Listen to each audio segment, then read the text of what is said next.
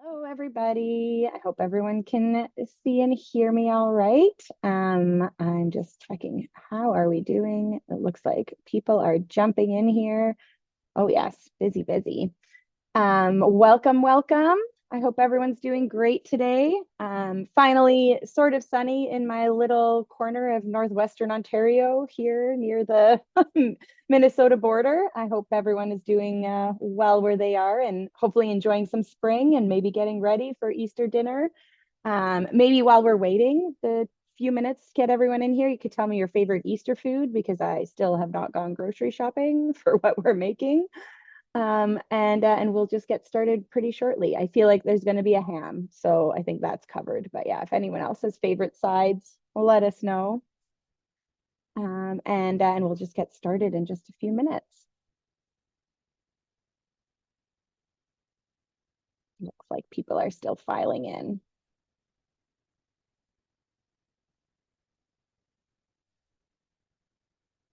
No Easter dinner eaters here, I guess. Oh, hi, Dahlia. Good to see you. Oh, no cooking. Okay, that's fair. Oh, deviled eggs are actually really good. Actually, that might be on the list. Or like a twice cooked potato, I feel like is like kind of the same vibe. hmm I actually also bought asparagus. So yeah, that is on my list. Or ordered it, I should say. Hello, ladies. Hello there. So my favorite Easter is lamb with mint jelly, and I never eat that much meat. And for some reason on Mm, Easter, it's lamb and mint jelly. I love mint jelly, actually. Me too, That sounds so good.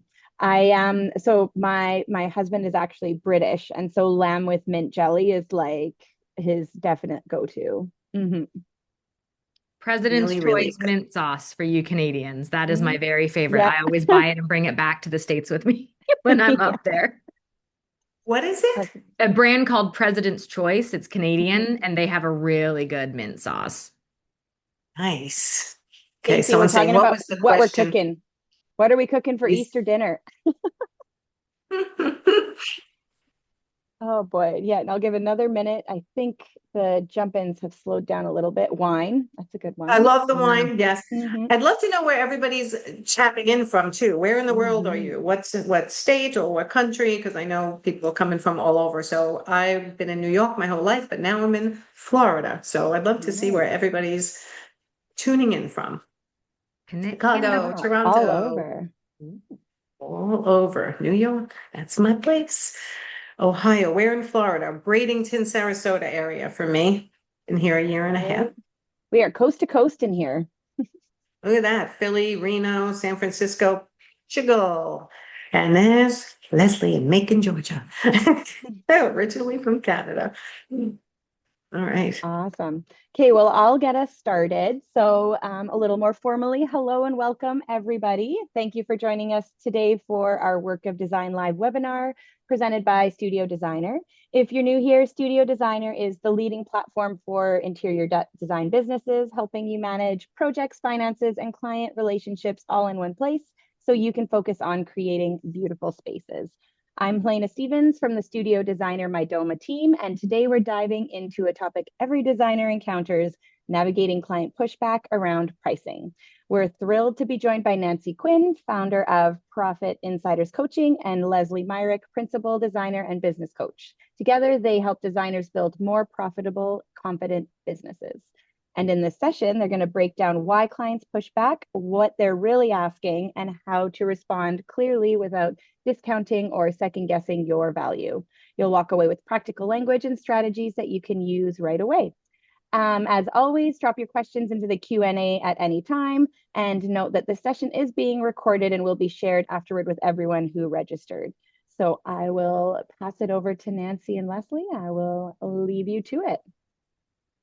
Thank you, Helena. And thank you, Studio Designer, for having us. I would like to know right away, before we even share our screen and start our lesson here and our slideshow, how many of you here have had client pushback on your prices? And is it recent or is it more in the past? We're not going to be actually getting people on screen today. So for those of you who are raising your hand, I'm sorry, we're not going to have enough time to get people on screen. But if you have a question, please put it in the Q&A. Leslie and I are pretty good at moving fast, teaching you a lot, and answering your questions. So I love this, Madeline. Like yesterday, yes, more recently. So I totally get it. Yep, both recent and in the past. So all the time.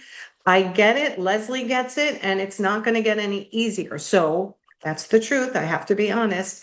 But we want to teach you some language that you can use to actually deal with this and put the odds in your favor of having your projects get a yes, as opposed to, gee, that's too expensive. So Leslie, you want to share screen and You get got us it. started? Okay, can everyone see my screen okay with the title slide? Nancy, it's looking I good. know I can. So everyone let us know Okay. if you can see it. Yes, Yes, okay. yes, I yes. have the chat open now, so I'll try to keep an eye on that while we are running through things. Okay. Okay, so excellent. Everyone can see your screen. So today is going to be all about navigating client pushback around pricing. I am Nancy Quinn, previously Nancy Ganzakoffer. Those of you who know me, I got married a little over a year ago and changed my name. And our new website is profitinsiderscoaching.com. Okay, we'll go over that again at the end. And please, if you don't follow me on Instagram, below, go follow me and join our private Facebook group of over 10,000 designers, the Interior Design Business Forum. Okay, so who am I? I'm Nancy Quinn. I have been in business for 27 years, I think, at this point, and I've been coaching for 10. Prior to that, I was an art framing and accessory consultant working for interior designers' clients, helping them with all those finishing touches that you guys all kind of shop locally for and try to put together last minute. And some of you do it in your process. That's okay too, but I did that for a long time. And I found that I was helping designers navigate very difficult situations in all aspects of their business, because a business person is what I am first and foremost. So that's what I love to teach. So for the last 10 years, I have taught, I don't know how many thousands of designers how to run profitable interior design businesses, everything from marketing, sales, systems. Oh God, I can't. Communication, process. Leslie, what else do we teach? And then introduce yourself also. Staffing, SOPs, your business in words, your elevator pitch, pricing. Networking. Mm-hmm. Okay, social media, we teach it all because it's a lot. I'd say out of all the businesses I've ever coached, which are service-based businesses, interior design businesses are one of the hardest ones to run consistently and be profitable. And you must do that by getting good decisions up front. So about, I guess, 8, 9 years ago, I coached Leslie when she moved to her location. I'll let her explain that story. And then years later, I asked her to come work for me because she's a rock star and she is also an excellent business person and can teach design and business side. So Leslie, tell everyone a little bit about yourself. Yeah, I'm so happy to be here in this room full of amazing designers. Like Nancy said, I am a designer and a business coach. I do both. I started my design career in Toronto. I've been in the industry 21 years. Started in Toronto, Canada, then Los Angeles, California, Waco, Texas, and now I'm in Macon, Georgia. So I have been all over, restarted my business over and over and over again. Gone through slow times, gone through busy times, and I get to share my experience and expertise with an amazing group of designers in our academy and here today too. So very, very grateful to be able to do this because when I started in 2005, nobody told you anything. Nobody shared. Nobody helped. There were not business coaches. So I'm very, very grateful that this industry has become more collaborative and supportive. And I hope that today you get at least one little like aha takeaway that you can use to help improve your business moving forward. Absolutely. All right, let's get started. But while we're starting, I want everyone to let me know, have you ever worked with a business coach before? Yes or no? You've actually hired someone to help you with your business. But let's get started on what you're going to learn today. All right. We want to teach you, one, why do clients push back on pricing? Why do they do it? There's lots of different reasons, but what's the primary reasons? And then what are they really asking when they push back? There's all different things they say. What do they really mean? And then how to respond with confidence every time. That's the key. So Leslie, how hard is that? I mean, it's doable, but it takes practice and it takes Yes. learning what to say and how to say it. Exactly. All right, let's move on. This is it moved on. Sorry, I got ahead of you there. That's okay. Why don't you take this one? Why designers dread the conversation? Well, I mean, the reality is, I don't know if I'm alone in this. When I was a kid, it was always like, oh, don't talk about money. No, money's bad. We don't talk about that. And all of a sudden, as business owners, we're supposed to be cool talking about money.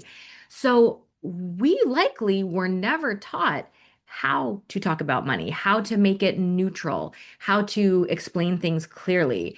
And so we ramble and we over explain and we do run on sentences and we end things with questions because we don't know how much it's going to cost. And I don't know, do you want to hire me?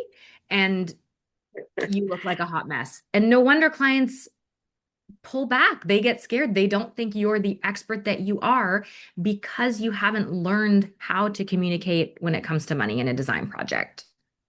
And we're going to talk about that a little bit more in detail. But on this slide, I particularly just want to say all of you have a money story. Yeah. All of you grew up learning about money from your parents, from your relatives, from your friends. And a lot of that story you've told yourself is stopping you from feeling comfortable talking about money. So one of the biggest things we do in our Profit Insiders Academy is teach people how to get confident and calm and non-emotional about when they talk about money. We want you to talk about money kind of the way you talk about breakfast. It's not emotional, like, oh my God, I can't believe, all right? It's just, this is what I ate for breakfast. This is how much it's going to cost. So as Leslie demonstrated, and I'm sure a lot of you feel this in your head, let me know in the chat. Yes, I have felt that. Everything Leslie just said, like, oh my God, like I'm going to present this price and they're going to push back. What am I going to do? What if, what if, what if? How many of you have felt that right before you are going over a proposal with a client, right? I know we've all done it. So Aaron is saying 100%, Natasha 100%. Yep, this is true. Every day So of my life. Yes. I feel that, right. Emily. It's tough. Yes, every day of your life you feel uncomfortable. Well, we are going to try to teach you some key things here today that you're less uncomfortable and you stand in your power. But as Leslie says, this takes practice because you avoid it, you over explain, you fold under pressure, and we don't want you to do that anymore. So next slide. The real problem is actually not your price. Believe it or not, I know everybody thinks it's your price and maybe I should lower my price. Maybe I should get rid of some hours, but pushback is not about the number. It's usually about the client themselves and the uncertainty. They're looking for your confidence, not a discount. They're looking for you to convince them, honestly, that you are going to give them the value for what they're paying for. All right. Go ahead, Leslie. You take the next one. So when clients question your fee, it's not always a no. I think we immediately jump to, oh, well, I guess I'm too expensive. Like, oh, I'm doing something wrong, or I just can't find the right clients. It's not necessarily a no. They just don't yet fully understand the value you bring and that it's right for them. And let's be real, sometimes they're not a fit, and that's okay. We're going to address that too today. But really, what they want is they want you to convince them that you're worth it, that that fee makes sense for what they are asking, and that you're going to get them the transformation and the result they're really asking for. Yes. And I see someone saying, I dread invoicing day. A lot of people do. And I always tell this one story, so I'm actually going to tell it right now, is when I was an art consultant, we were pricing out an art job. My assistant, who was full-time working in my home with me, was afraid to send an invoice because we put a rush fee. It was very expensive. And she literally said, he's never going to pay this. And it was a commercial job, not a residential. We did both. And I kept saying, this is what we need to do the job profitably. If we're not going to get this, it's not worth doing. And she's like, he's not going to do it. He's not going to do it. I cannot send this. And I went over her shoulder and I pressed send. We sent the invoice. She was like, oh my God. And then about 30 seconds later, the man was sitting at his desk. He responded back, sounds good. Let's do it. And she was like, oh my God, like she was shocked. So my confidence was that I charged properly for what I needed to make money on that job. And so that's what we want all you guys to do. There's not a lot of emotion. If he didn't want to do it, he didn't want to do it. And I understand there are times where everyone wants money and wants to take it anyway, but we're going to address some of that. So let's talk about the 3 types of pricing pushback that you normally will get. So start us out here, Leslie. Sticker shock, straight up, it's just a number they weren't expecting. a genuine budget mismatch. And we like to use the word investment. We've used both in here because we know most designers know the word budget, but truly, if you can switch that language, that's one little step to help pricing talks become easier as well. And number three, sometimes they are just testing your confidence. They're not feeling sure you're the right designer for them. So they're pushing a little to see how you react and how you'll handle it. These are all completely different and each need a different response from you. Yes. Okay. So let's talk about pushback number one, sticker shock. They literally gasp, but they're still there, right? They're like, what? Like, I didn't expect it to be. Mhm. This is where a lot of designers will just sort of like shut down emotionally, start to sweat, their heart starts to race. What do I do now? I want everyone to know that this sticker shock and understanding how much you have to charge is an education for your potential client or for your client, right? They don't always know what it's going to cost. Even if they've used a designer in the past, they don't always understand what it costs in this day and age, in this moment in time, what it costs. Like I used to, as an art consultant, I used to say, when's the last time you did custom framing? Because if they bought a giclée or a reproduction for $800, they're going to be like, oh, what's the framing going to be? Oh, a lot more than that. Like so, right? It's going to be, well, have you done custom framing recently? No. Okay, sit down. Let me talk to you about this. This could be anywhere from 500 to 15,000, depending on the type of frame, the stacking of the frames, and I would have to go through an explanation.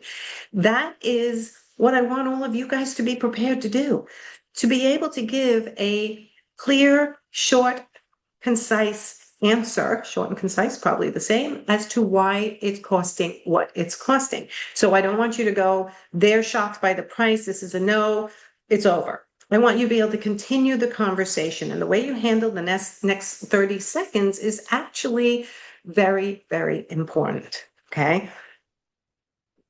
Do we want to go through examples here, Leslie? Up to you. It just puts the slides out of order, but if you think that's how you want to handle it, I'm good. I can roll with it. Okay, I'm thinking we go further and we go after we get to the confidence, framework is more Okay. like it. But this is one of the pushbacks. The next pushback is the budget mismatch. And I want to point out what Leslie just said. I teach all my Profit Insider Academy clients, my one-on-one clients, my essentials clients, everyone uses the word investment because why? The client may start out using the word budget. That sort of makes them want to sit on their wallet. Okay. Like, what's your budget? I don't know. I don't have a budget. Like they're trying to hide it from you. But if you say something like, have you done your research? Do you have an investment level in mind? Sometimes that will open up the conversation more. So that is a sentence we teach all the time. Have you done your research? Do you have an investment level in mind? Because a budget mismatch is going to be a huge problem throughout the entire job if you don't get it straight right from the beginning. Talk a little bit about that, Leslie, because that's a big one. Oh my goodness. I'll go into a deeper example later, but truly, if you are not honest with your clients up front about what it's going to take to get their job done, and they come to you and tell you, well, I've got $10,000 and I want full service design and I need my bathroom remodeled. I mean, ding, ding, ding, that's not doable. And not being honest up front means there's going to be a disaster later. So I think personally, it is much better to be honest, do your clients a service and educate them and let them know that actually typical bathroom remodels run in our business anywhere between $50,000 and $100,000. I don't think we're a fit. So I know we say here to exit cleanly without discounting, and that's important because discounting to get the job is not the solution. But I also want to note this might be an opportunity for a downsell if there is a budget mismatch. Maybe they ask for full service, but they're better off with a 1-day designer for a day or a design only package. So there's other ways to handle these mismatches rather than just discounting or running screaming. Correct. And for those of you who are answering that you use the word investment instead of budget, good job. I Yeah. will tell you if your client is using the word budget, you start out using the word budget because you want your words to match theirs. So there's there's an alignment and understanding. But then you can say, just so you're aware, I don't call it a budget. I call it an investment because we are expanding the value of your home. right? And it's an investment in your life. It's an investment in your home, depending on what they're doing. Okay, let's go to the next one. Number 3, they are testing your confidence. If you start to jitter in your seat and you start twitching and curling your hair and doing all kinds of things when they start talking about money, they know you're not confident. If your voice rises really high and you start talking really fast when they're talking about money, they will also know that you are nervous. Whether they say, oh, I can hear you're nervous, or I can see you're nervous. They may not say that, but they're going to feel it subconsciously. So some clients push back just to see if you'll hold your ground. They're salespeople themselves, depending on what they do for a living. How many times have you heard, oh my God, I hate working with lawyers, right? Because lawyers sometimes push back consistently. It's really okay. And that's what I want to tell everyone. It's okay that anyone asks questions about your fees, what it's made up of, and we're going to give you some standard language to help you, like I've started to do already, because your certainty is what's going to close the deal, not your justification of every little thing that you do. It's more like, this is what I need to get this job done in a way that's going to run smoothly and get you the end result that you deserve. Okay. And it is what I need to be in business, to stay here profitably for you, doing what I do best and doing what you need me to do. Okay. So there's many ways of saying that, but those are just some ways that you can start getting more confident. You should not be taking jobs that are not profitable. Okay. So let's talk about what never works, Leslie. Discounting your fees. Please, please, please, please, please don't ever do this. It instantly devalues you, and clients start to question any financial talk from there on out. Oh, well, you were able to lower your fees. Can you get a better price on this sofa for us? Discounting devalues you, and you are worth it. If you're ever going to reduce the design fee, it comes with a reduction in scope, in deliverables, in what you are offering, not just right off of your profit. What never works? Over explaining, rambling, trying to justify. It only makes you look insecure, like you're hiding something. Apologizing. Do not apologize that you are expensive. This is a luxury industry. You are allowed to charge what you charge. If the client's not a fit for that, it's okay. And I want to say, I say that I also am in that seat, and these are difficult conversations. It is hard to let a client walk away when you have room in your calendar and you could do one of these things, but your integrity, your happiness, your peace will absolutely be eroded when you do these things. And of course, never negotiate against yourself. Never go back on something you've said or committed to. That absolutely just erodes trust with clients, and it puts you in a reactive position with the client instead of being that confident leader that clients are looking for. Yeah, I mean, I can't reiterate this enough. The minute you start, well, I could, can you do it if you're $150 an hour, $250 an hour, whatever you are? If someone starts, well, the other designer I was working with was only, 125. Can you do it for that? Then why didn't you call them back? Okay. And, because they didn't do the job you wanted them to do. And perhaps it was because they weren't charging enough to run a profitable business. So I can be here with you today. Okay. So definitely everything Leslie said, you don't want to discount. Over explaining, I'd say, is the number one issue. That could have been number one, over explaining, that I find most designers. Well, during the stage, this, that, the other thing, and I do this and I do that. And then they start, well, I can do that. I can do that for you. You don't need to do that. Instead of selling your package as this is what I do for you, and it's not a salad bar. We don't a la carte. Well, I want that piece and I want that piece, but I don't want that piece. You need to make decisions, good decisions for your business as to what service models you offer, what is included and for what price. And then obviously each job scope comes into that to figure out what your price is. And like Leslie said, but I have to reiterate it, if they don't want to pay your price and you are using a good pricing tool, like we have the key, and you know that it's accurate for what you need to run a profitable business, then let me make sure that I've gotten the scope of the job correct and what can be eliminated in order to reduce the price to be more within your investment level.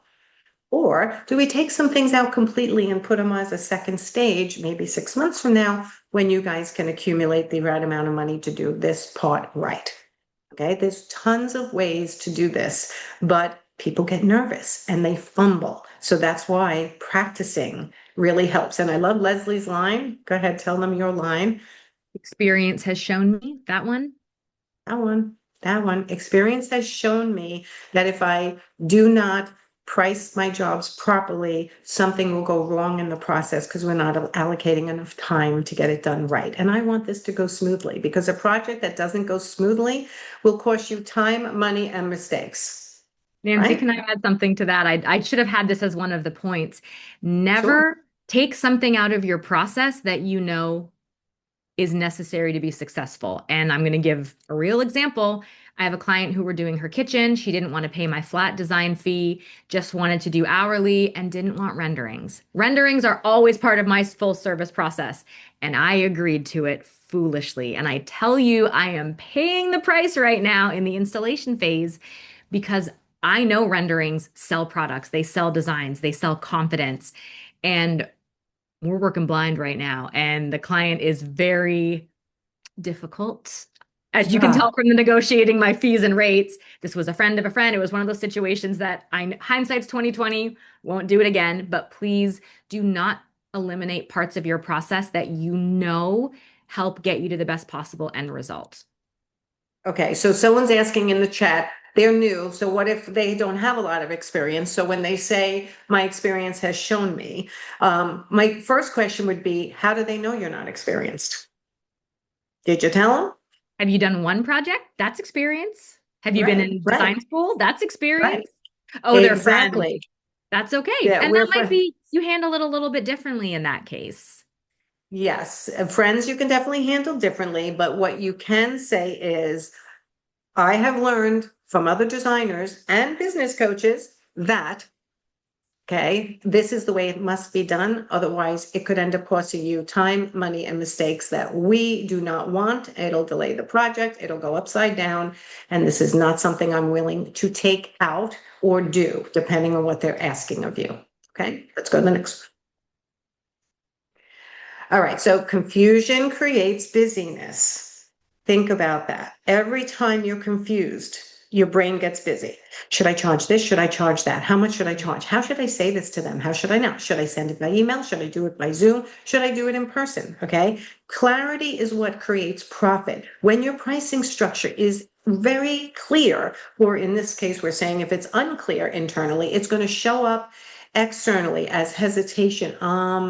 Clients feel it before you even say a word. But when you have clarity on your pricing, on your service models, what's included in your service models, and how you present proposals, it's a whole different ballgame because you do it your way and the client is going to fall into your system. And that's part of what we teach in the academy because this is so key to getting control over the pricing, the service model, the deliverables, and the timing in order to make sure that you're not confused and it's not creating this, what I call busyness, even more in your brain sometimes than in your office. Sometimes it's okay. So let's go over the confidence framework, Leslie. Let's get into the nuts and bolts. Okay. 3 things that you really should have a good understanding of before you have any pricing conversations: your numbers, your structure, and your mindset. Okay. Leslie, talk about your number a little bit, the numbers. Yeah. The number meaning the fee, the dollar amount, whatever it is that you are about to present. You cannot pull a number out of thin air because you won't be able to justify it and stand behind it. And you have to be honest with the client about what it's going to take up front. I have made the mistake. I used to call myself the $2,500 designer because I would take a $2,500 deposit and say, Jeez. we'll go from there. And I knew it was going to be more than that. And I'd be sending, this was a long time ago, I want to say, Nancy, and I knew I'd be sending more invoices. The clients didn't. I didn't tell them it was going to cost more than that. So when we got to the end of that first $2,500, they were like, oh, well, we were hoping you'd be finished with, we weren't expecting to pay any more than that.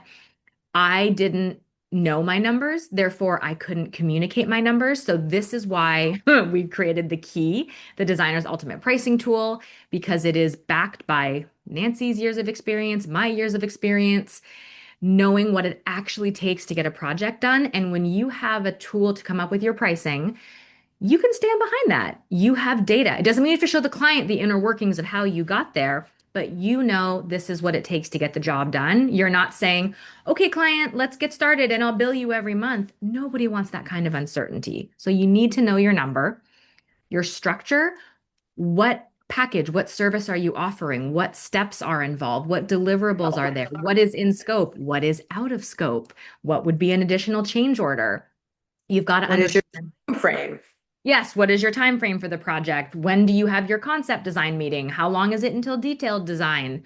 When are payments due? What is the payment timeline? You have to be clear on that. And of course, your mindset. And I think the biggest thing I've learned is you have to be willing to let clients say no and walk away. You have to. Not every client is a fit, and the ones that are will respect what you're doing and how you're doing it. And I'm telling you, you have those money conversations up front and everyone's on board, the whole project's gravy. I mean, truly, there's not that anxiety of sending invoices. You already have the client's buy-in about where the design fees and project management fees will land. You already have their buy-in about their estimated investment amount.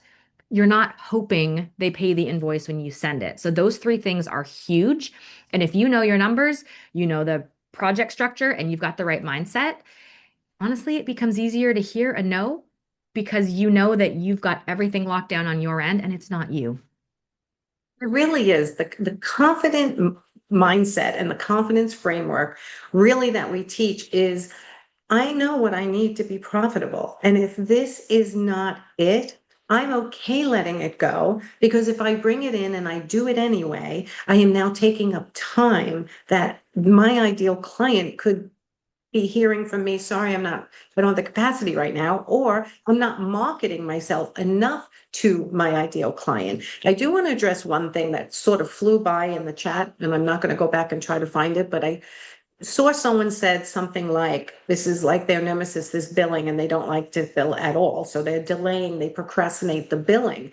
And the minute I saw that, I thought to myself, well, they're not billing in advance, they're I billing was in going to arrears. say the same thing. Yeah, Okay. that's a So great point.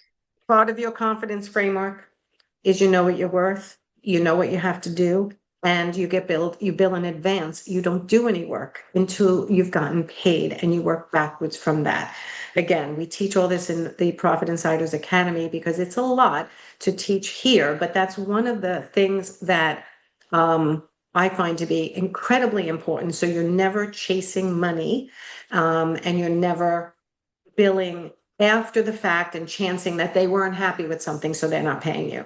Well, you already did the work. So no work without pay, no ordering product without the money in your bank account already, not 50%, but 100%. I think everyone's pretty much doing that at this point. So let's jump to the next slide and get into some specifics. Okay, so confidence framework number one, knowing your numbers. One of the first things we do with our clients is go, what's your hourly rate? What are you trying to achieve hourly? Okay. It doesn't mean your client knows your exact hourly rate all the time. It depends on your packages and how you present your packages. But if your number is $200 an hour is what I'm trying to achieve, then are you achieving it? Okay. And are you setting it in stone? When we work with clients, I literally say, okay, your fee was 150. You've learned enough now. You're confident enough. I see the way you're presenting. You're going up to 175 and you are not changing that no matter what. And you own it. And that's what you use a tool like the Key to figure out what you should be charging for your design projects based on an hourly fee you're looking to achieve. Your hourly fee is not what you're worth standing in the square in somebody's kitchen. It is for your entire business, the running of your business. So your fee is not a suggestion. It is a business decision that you've made. Some designers will back into, well, I want to take 5 jobs a year and I want to make this amount of money and my profitability is this, and try to figure out how many. I love that. But in the end, if the right job doesn't come in the door, now you're behind in your projections, right? So your fee is your fee for each service model that you may offer, okay? And stop presenting it as something that needs approval. As I'm also a body language trainer, which sounds weird to a lot of people, but it really helps when it comes to sales. I don't want you presenting anything with a question inflection at the end, like, so my design fee is 50,000. That sounds like a question, like, and they'll go, it Is is. it? Okay, right? Instead, I want you to be on the lowest register of your voice. And when you get to that point, so the design fee for these 5 rooms is 50,000. Then we go into the project management and it's estimated to be this, right? Being confident in your number is one of the most important things that will read to the client if you're experienced or if you're inexperienced or if you're nervous or if you're negotiable. They can tell if you're negotiable by the way you do your proposal and your presentation. So don't present it as something that needs approval. Their buy-in, all they need to know is what you're providing, in what time frame, for what price. That's transparency. And I did see someone say you need to be transparent. Transparency is how much they're going to pay for what deliverables in what time frame. I'll throw this in as a bonus, not what your markup and margins are. Yes. Okay. All right. Leslie, you want to move to the next one? All right. You want to take this one? Yes, your structure, your process, your packages, your service offerings, you need to protect those. Like the example I gave about the renderings earlier and my disaster of a client right now who can't visualize things and is panicking all along the way. That's on me. I did not follow my structure. So there you go. Still in the trenches, guys. I'm still learning. By the way, What's that? I always yell at you for that. I know. Yes, thank you. I need that. So you do need to protect your structure. Scope creep and pricing pressure come from unclear agreements. Your agreement needs to match your process. You need to be very clear on the scope. Like Nancy was just saying, here's what I'm going to do. Here's the scope. Here's the timeline. And here's what your investment is, what the cost is. When things are unclear, that's when you get the, oh, since you're here, can you just look at my dining room? I need to pick a new paint color or whatever that might be. If you are not clear in your agreement, the client's going to think they can just do what they want. If it's very clear that your scope was defined to the kitchen, great, I'd love to help you. Why don't we set up a time next week? We'll do, it'll be blah, blah, blah for 1 hour of my time to walk through this with you. Have boundaries and lead that and get clear on what's included and what is not before the conversation starts.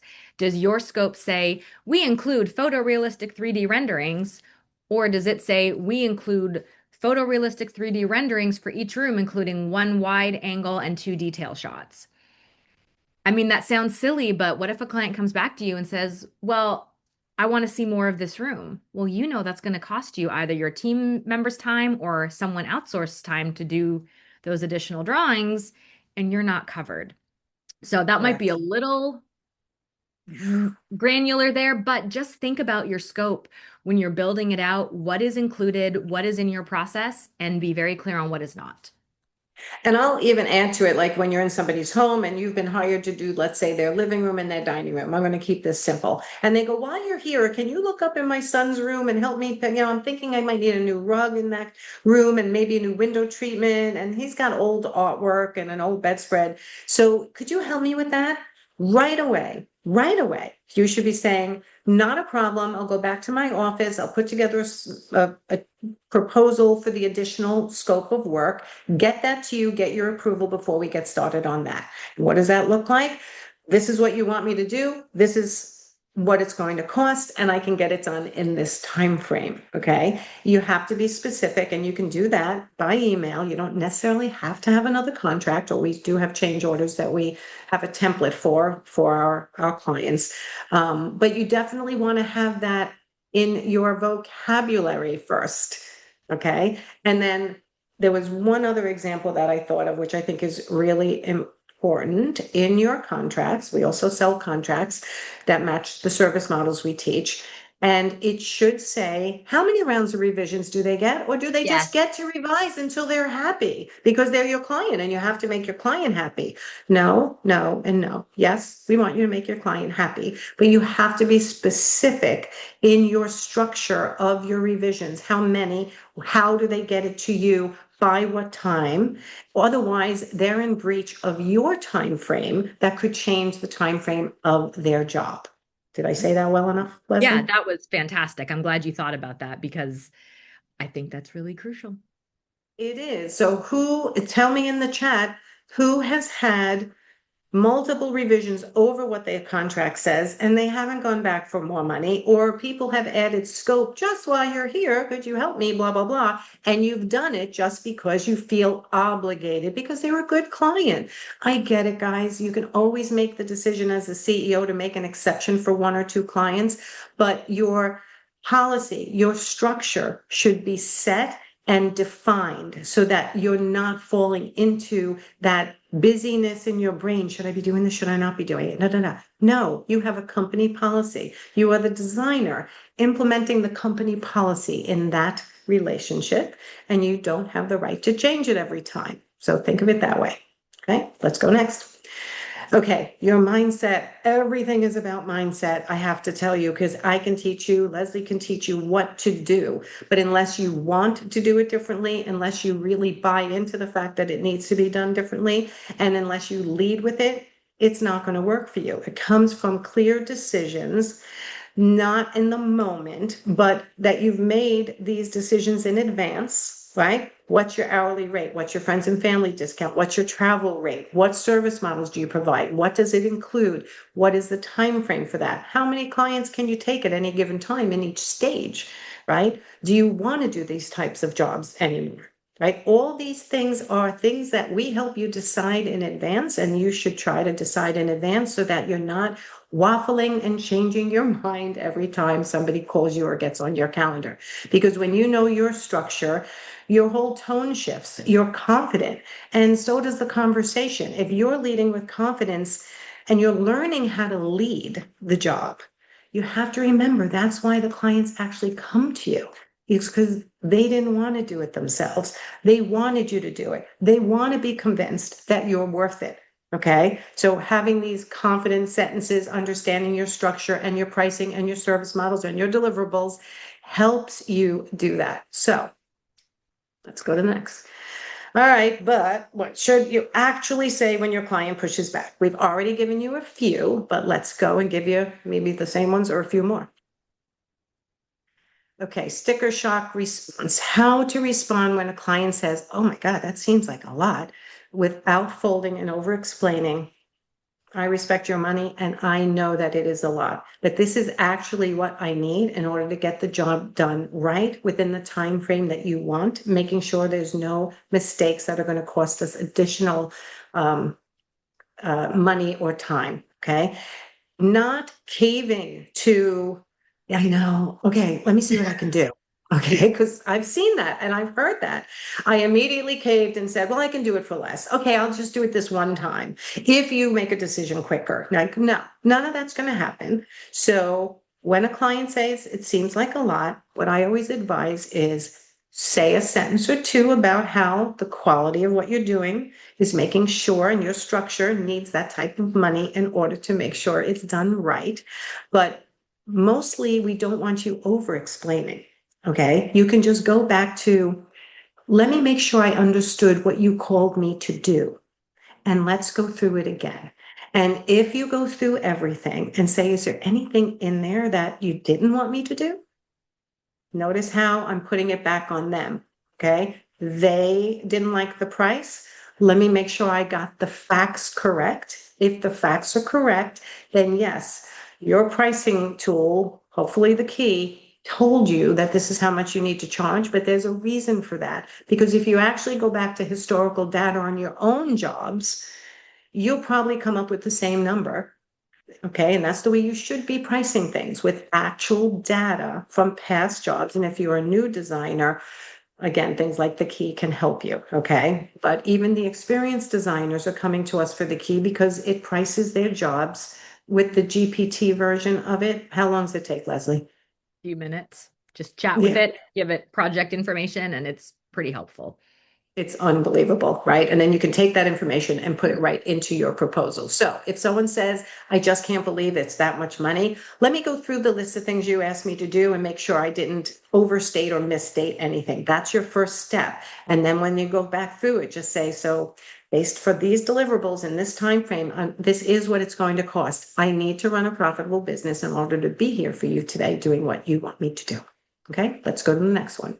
You got it. Oh, you're going to take this one. The budget mismatch response. How to gracefully exit or redirect when an investment truly does not align without burning the relationship. You want to take that one? Yes. And sometimes this happens. Sometimes there is truly just an investment mismatch. So, the example I gave earlier, someone, $10,000 wants a full service bathroom remodel. And I actually had that phone call once. This was not a made up situation. So I think there are ways definitely to gracefully exit or redirect. If this is something that it's a job that you're interested in, but the service model isn't right, that could be an opportunity to say, thank you, Mrs. Smith. I hear that, you want to do this bathroom remodel.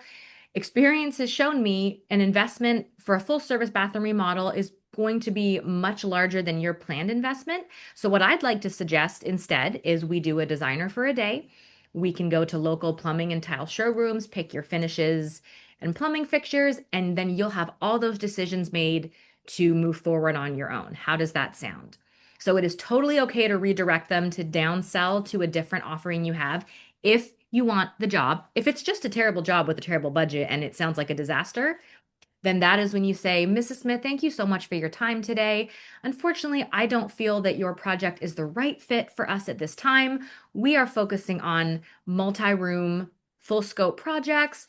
I would love to find someone, to help with yours. Let me reach out to a designer friend and I'll see if they're interested. I will say, please don't just send referrals all over the place because you don't know if they want the job either. And if you don't have somewhere to send them, it's also okay at the end of the call, or if you're just not sure, to say, Mrs. Smith, thank you so much. I want a little bit of time to read through my notes from today and think more about next steps. I will reach out to you tomorrow. Leave it at that.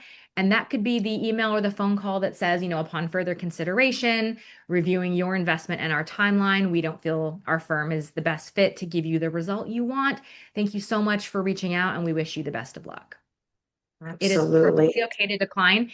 It's hard to do. I know. And saying it to someone after they've just spent 20 minutes on the phone with you and they've poured their heart out and you like them is really difficult. But when there's truly a mismatch in the investment, in the budget, when there is just not the money to do the job right, the kindest thing you can do is let the client know that, help point them to a better option, and possibly let them go. Absolutely. I mean, listen, if there's a mismatch right from the beginning, then it's not going to go well, period. Yes. If you're trying to force a square into a circle, it's not going to work. And in the end, it's going to come down and bite you in the butt. Okay. So a budget mismatch is very difficult. And it's something that, again, we teach to talk money early and often. If over the phone, have you done your research, have an investment level in mind? No. Okay. When I come to the paid in-home consultation, I will have my good, better, best list. And I'm saying this to myself so that I can go over it with the client and see what their tolerance is for different levels of furnishings or construction and have some price options for them so they can see what they're actually asking you to do. Okay. All right. Let's go to the next one. Okay. So confident test response. So hold to your fee with warmth and certainty when a client pushes just to see what you will do. A lot of times I'm notorious for this because you can't sell to a saleswoman, right? So I'm a salesperson through and through. So I'll just look at someone and listen and listen and listen, and I'll go, can you do any better on that price? Right? And this is someone who really respects business owners and wants to pay them what they deserve, but I'm testing their confidence. And if they turn around and go, you know what, I really need this to do this job right, I'm like, okay, Okay, I just want to test to see, are they confident in their pricing, their process, their service model, and that they can look me in the eye and deliver what I'm paying them for. That is a test, and you want to make sure that you don't fail it. You look them in the eye, you smile, open hands, and you go, I got you. This is the right price, so for me to do it right. Okay, I like the so language, this is what it takes to get the job right versus I need this. I have a hard time. Like that is I tough for me to agree. say. So personally, I would probably say, experience has shown me, or you don't have to say that line, but it is helpful that this is I what it agree. takes to get the result that you are asking for. And I want to be able to give you that transformation. 100%. Much better worded than me off the top of my head. Okay. You did get Let's, two, Nancy. let's go to the next slide. Okay, so what to stop doing today? Stop justifying your markup or margin. You don't need to tell your clients that. You act as the retailer. I do my best to keep my prices at or under retail. This is the price. Stop offering to check if you can do it for less, and stop apologizing for your pricing. If you stop doing all that today and make those hard decisions that I talked about in about 10 minutes ago, what you need to decide in advance, that's your policy, that's your procedure, and there is no wavering from it. Okay.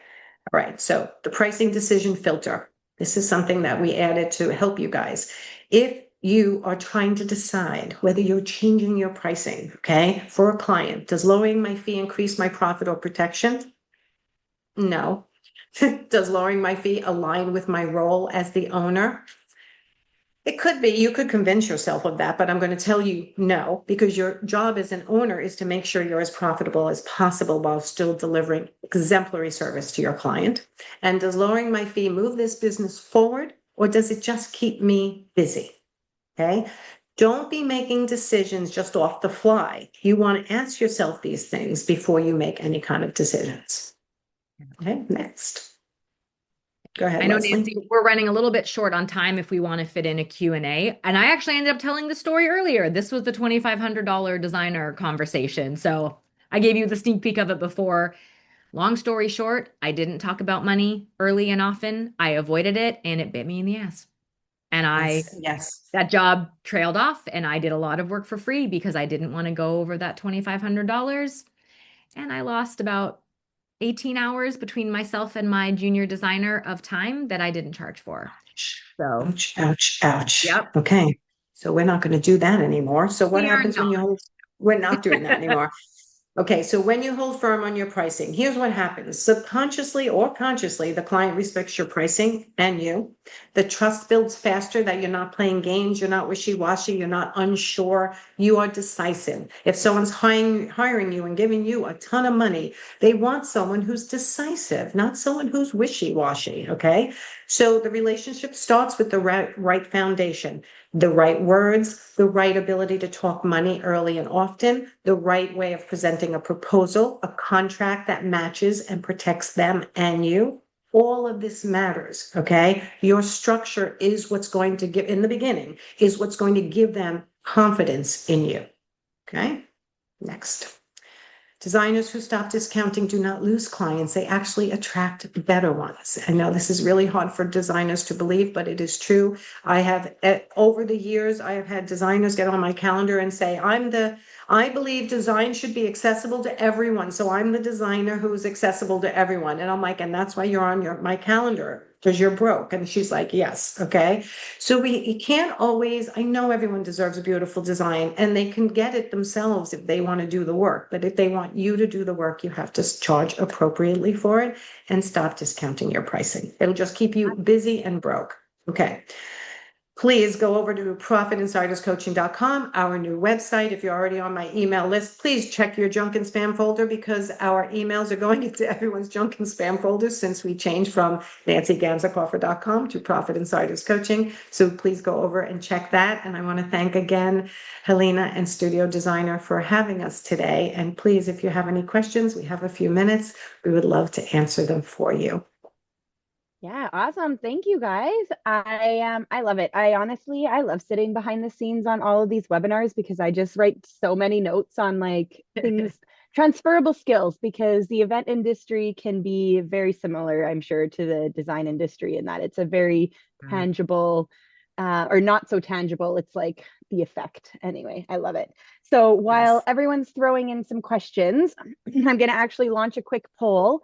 And it's just honestly asking if you want to learn more about Profit Insiders coaching, if you want to know more about Studio Designer or Mydoma. And then we also love asking what you'd like to see on these webinars, because what you guys want, I want to try and find and bring to you at these sessions. So I'll let that kind of flow. And it looks like there's still some chats going on. I'm looking back at the Yeah. chat, Selena. So one of our Profit Insiders, our past Profit Insiders, Kerry, is saying, I recently had a family member refer a potential client. They mentioned that I might give them a discount. On the discovery call, I was firm that I do not offer discount, and that was the end of the conversation. I'm not in the business to offer discounts, and if I'm not a good fit, so be it.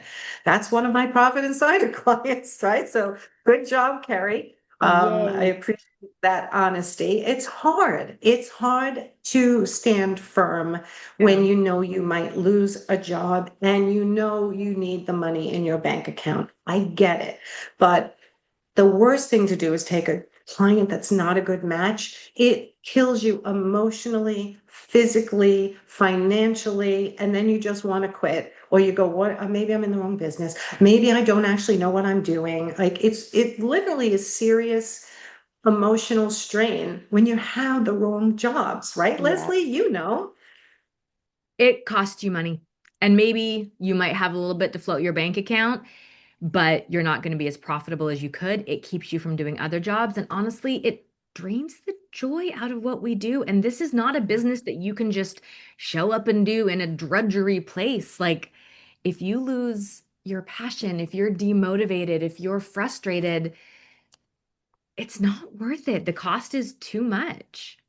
Yeah, it is too much. So someone's asking, what about product sales, for instance, area rugs that are discounted on the internet? So I'll let Leslie address that a little bit, but primarily is you're looking for suppliers who aren't selling through the internet, and you're looking to use purchasing vehicles that give you the greatest discount possible. So talk a little bit about how you battle internet Yeah. pricing, Leslie. And that's a great question because it is the reality. And there are vendors out there who are undercutting us, who are selling things online just above or even at our trade pricing. And that's tough. So, what we teach is to sell products at or under retail. We keep it a little bit broad, is intentionally in the contract. So, you're not committing to a certain percentage or a certain discount.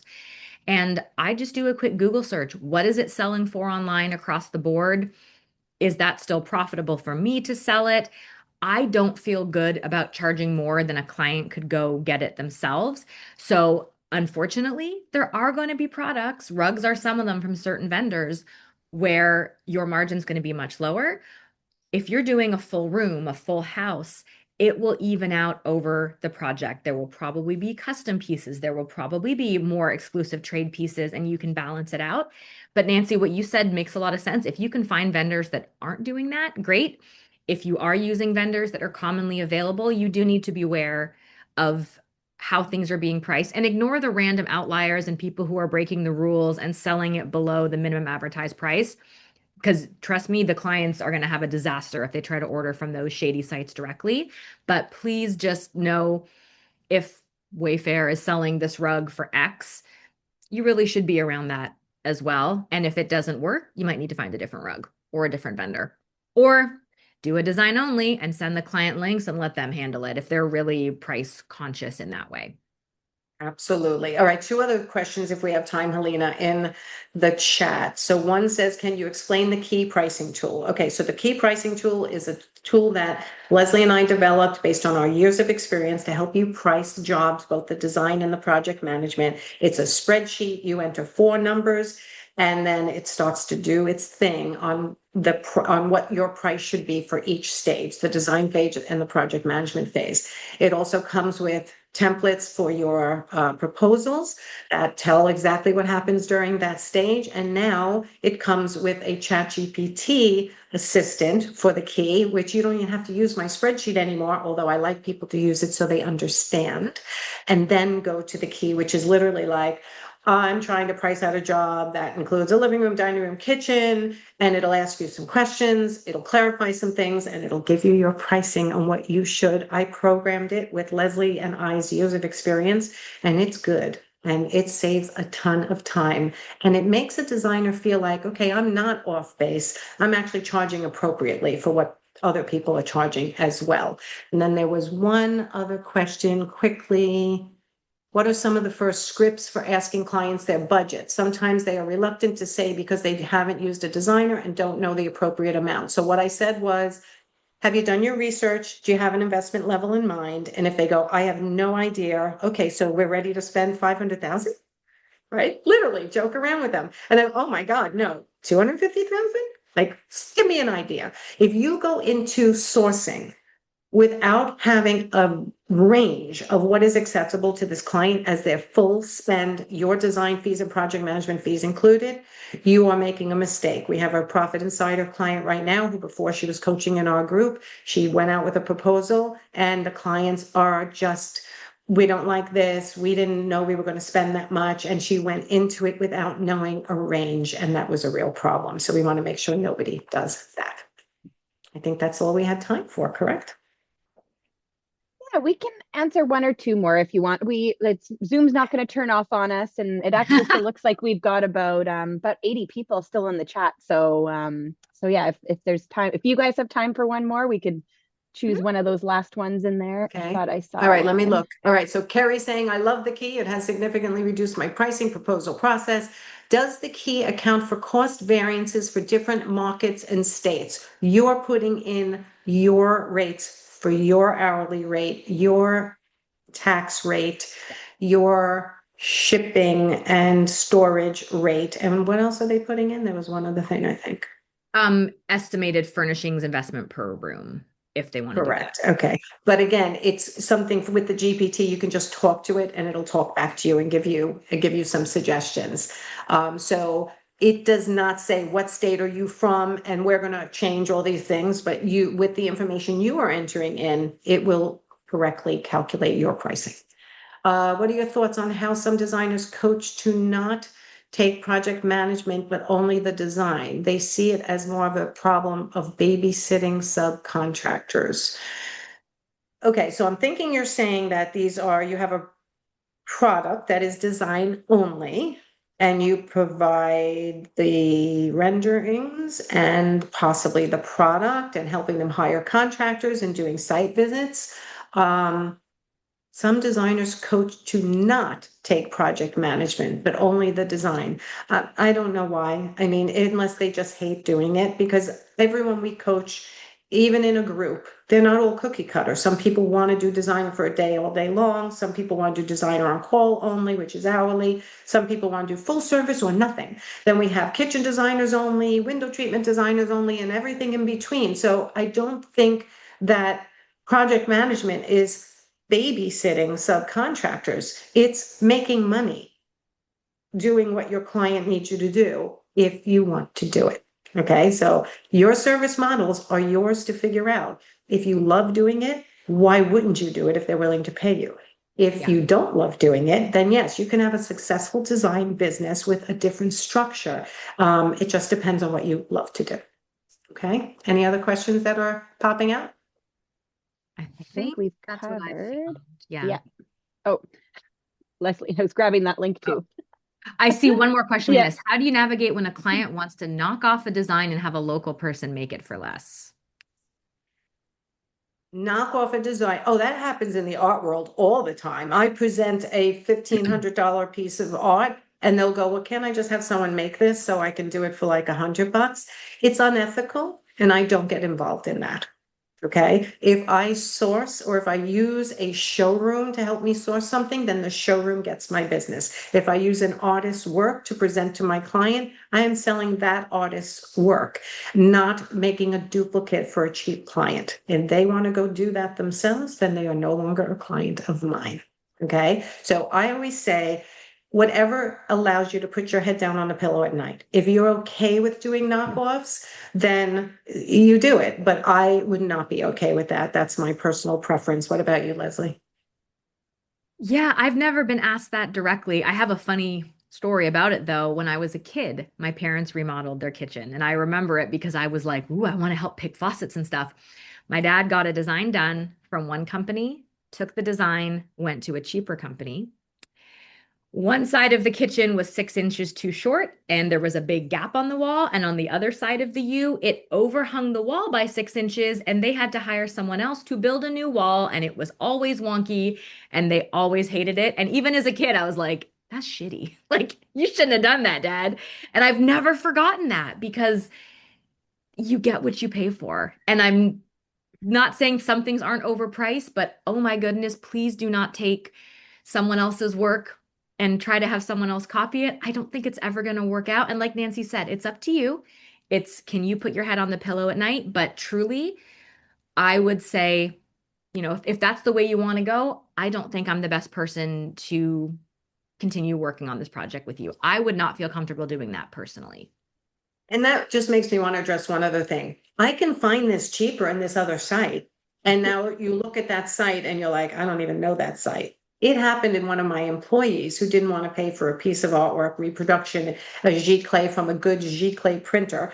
He found a cheap internet site, ordered it without telling me, because I give my clients at the time, my staff, I should say, my pricing. They didn't have to pay retail, just pay whatever I would pay for a piece of artwork. But it was still too expensive for her, which I respect. That's fine. She ordered it from a place. It came, it had a big line through it. It was terrible, cannot be hung. And when she tried to return it, they charged her to return it and had so much difficulty finding a phone number or an address. So you can tell your clients, experience has shown me that if you don't know who the supplier is, it could end up costing you time, money, and mistakes in the end that delays this project. That sentence alone is going to be used constantly if you have a client who's trying to do stuff themselves. No, it's not allowed because it messes up the flow of the project. And isn't that why you hired me to keep this going smooth? And now you're messing it up. Okay, so be a real person to your clients. They're real people. And sometimes you do have to push back in a respectful way. And just sometimes you have to explain your pricing, but just don't over explain. You have the right to charge and be a profitable interior designer. Otherwise, why work?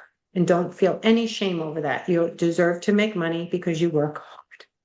Period. I love that.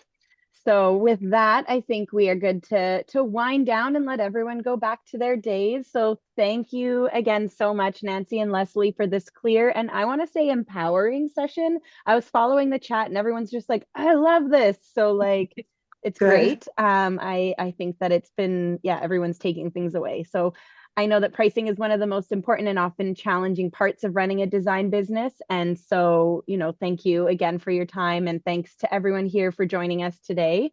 Studio Designer exists to help track all of your kind of business ventures as well. So tracking orders and managing proposals to staying on top of your financials. So if you are interested, please do reach out. And on behalf of the entire Studio Designer and my Doma team, Nancy and Leslie here, thank you again for spending your time with us. And please stay tuned for our next Work of Design Live session. And actually, we will be hopefully announcing our 19 hours, which is a number of workshops, all within a 2-day window of different people talking about the design business. So we're excited to be launching that. So I hope everyone has a wonderful rest of your day. Thank you, everyone.